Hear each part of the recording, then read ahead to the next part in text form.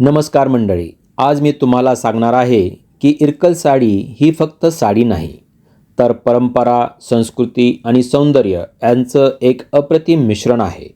इरकल साड्या उत्तर कर्नाटकातील एका छोट्या शहरातून येतात, पण आज संपूर्ण भारतात त्यांचा वेगळा मान आहे.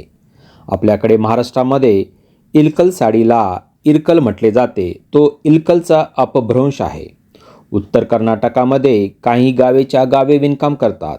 ही कोणत्या फॅक्टरीमध्ये बनत नसून विवर्स आपल्या घरोघरी हातमागावर बनवतात.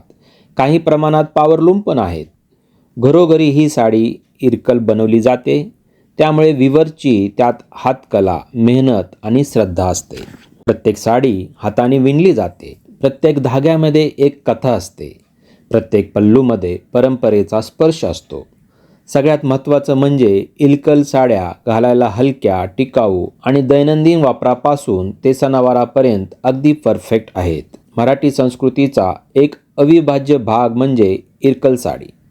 मराठी असण्याची ओळख आणि जाणीव म्हणजे इरकल साडी असे म्हटले तर वावगे ठरणार नाही. आपल्या आजीने नेसलेली साडी नवीन मॉडर्न स्त्री पण ट्रॅडिशनल आणि अट्रॅक्टिव्ह दिसण्यासाठी इरकलची निवड करते.